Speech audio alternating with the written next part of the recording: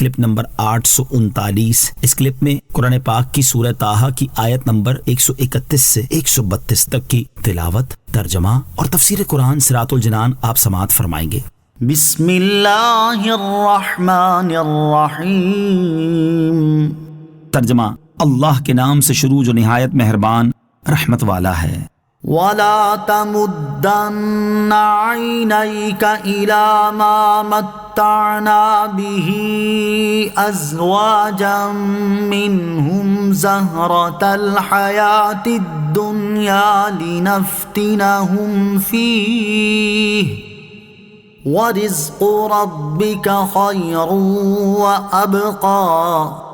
ترجمہ: اور اے سننے والے، ہم نے مخلوق کے مختلف گروہوں کو دنیا کی زندگی کی جو تر و تازگی فائدہ اٹھانے کے لیے دی ہے تاکہ ہم انہیں اس بارے میں آزمائیں، تو اس کی طرف تو اپنی آنکھیں نہ پھیلا، اور تیرے رب کا رزق سب سے اچھا اور سب سے زیادہ باقی رہنے والا ہے۔ وَلَا تَمُدَّنَّ عَيْنَيْكَ إِلَىٰ، اور اس کی طرف تو اپنی آنکھیں نہ پھیلا۔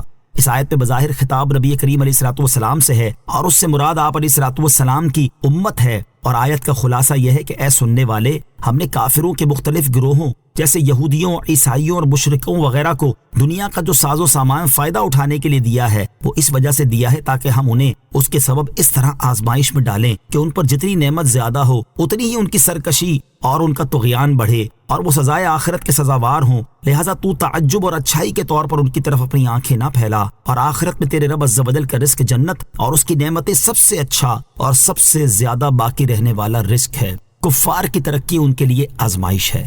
اس آیت سے معلوم ہوا کہ کافروں کے دنیاوی ساز و سامان، مال و دولت اور عیش و عشرت کافروں کے لیے اللہ تعالیٰ کی طرف سے ایک آزمائش ہے۔ اس لیے مومن کو چاہیے کہ وہ کفار کی ان چیزوں کو تعجب اور اچھائی کی نظر سے نہ دیکھے۔ حضرت حسن بصری رضی اللہ تعالیٰ عنہ فرماتے ہیں کہ نافرمانوں کی شان و شوکت اور روب داب نہ دیکھو، بلکہ یہ دیکھو کہ گناہ اور معصیت کی ذلت کس طرح ان کی گردنوں سے نمودار ہے۔ اس میں ان لوگوں کے لیے بڑی نصیحت ہے جو فی زمانہ کفار کی دنیاوی ٹیکنالوجی میں ترقی، مال و دولت اور عیش و عشرت کی فراوانی دیکھ کر تو ان سے انتہائی مروب اور دین اسلام سے ناراض دکھائی دیتے ہیں، جبکہ انہیں یہ دکھائی نہیں دیتا کہ اس ترقی اور دولت مندی کی وجہ سے وہ اللہ تعالیٰ کی نافرمانی کرنے اور اس کے احکام کی سرکشی کرنے میں کتنا آگے بڑھ چکے ہیں۔ کیا انہوں نے نہیں دیکھا کہ اسی ترقی کے سبب آج کون سا گناہ ایسا ہے جو وہ نہیں کر رہے؟ فحاشی، عریانی، بے حیائی اور بے شرمی کی کون سی ایسی حد ہے جو وہ پار نہیں کر چکے؟ ظلم و ستم، سفاکی اور بے رحمی کی کون سی ایسی لکیر ہے جسے وہ مٹا نہیں چکے؟ مسلمانوں کو ذلت و رسوائی میں ڈبونے کے لیے کون سا ایسا دریا ہے جس کے بند وہ توڑ نہیں چکے؟ افسوس ان سب چیزوں کو اپنی جیتی جاگتی آنکھوں سے دیکھنے،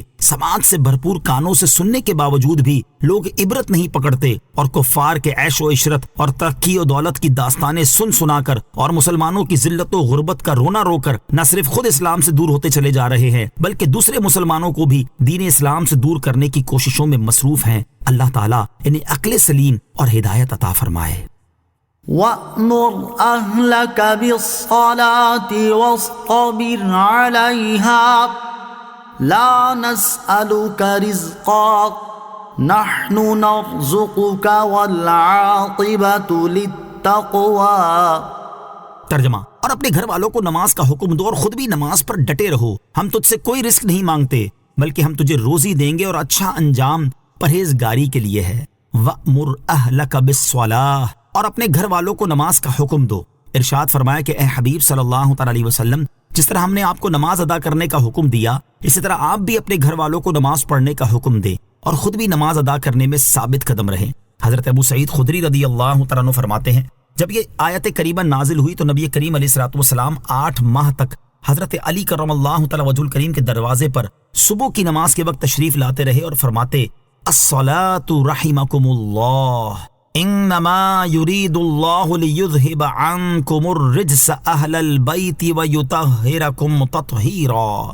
نماز اور مسلمانوں کا حال، یاد رہے کہ اس خطاب میں حضور پرنور علیہ الصلوۃ والسلام کی امت بھی داخل ہے، اور آپ علیہ الصلوۃ والسلام کے ہر امتی کو بھی یہ حکم ہے کہ وہ اپنے گھر والوں کو نماز ادا کرنے کا حکم دے اور خود بھی نماز ادا کرنے پر ثابت قدم رہے۔ ایک اور مقام پر اللہ تعالیٰ ارشاد فرماتا ہے یا ایھا الذین آمنوا قوا انفسکم واہلیکم نارا وقودها الناس والحجارہ وقودها الناس والحجارة عليها ملائكة غلاظ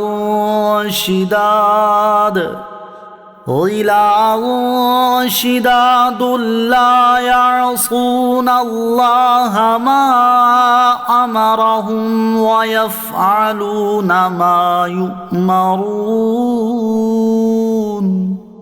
ترجمہ: اے ایمان والو، اپنی جانوں اور اپنے گھر والوں کو اس آگ سے بچاؤ جس کا ایندھن آدمی اور پتھر ہے۔ اس پر سختی کرنے والے طاقتور فرشتے مقرر ہیں جو اللہ کی نافرمانی نہیں کرتے اور وہی کرتے ہیں جو انہیں حکم دیا جاتا ہے۔ افسوس فی زمانہ نماز کے معاملے میں مسلمانوں کا حال یہ ہے کہ گھر والے نمازیں چھوڑ دیں، انہیں اس کی پرواہ نہیں، خود کی نمازیں ضائع ہو جائیں، انہیں اس کی فکر نہیں، اور کوئی شخص نماز چھوڑنے پر انہیں اخروی حساب اور عذاب سے ڈرائے، انہیں اس کا احساس نہیں۔ اللہ تعالیٰ انہیں ہدایت عطا فرمائے اور نہ صرف خود نمازیں ادا کرنے کی توفیق عطا فرمائے بلکہ اپنے گھر والوں کو بھی نمازی بنانے کی ہمت و توفیق نصیب کرے، آمین۔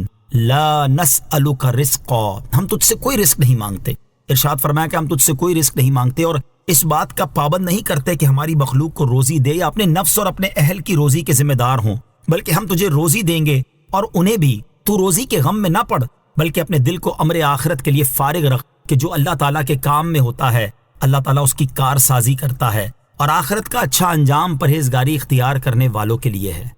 صلو علی الحبیب صلی اللہ تعالی علی محمد صلی اللہ تعالی وسلم۔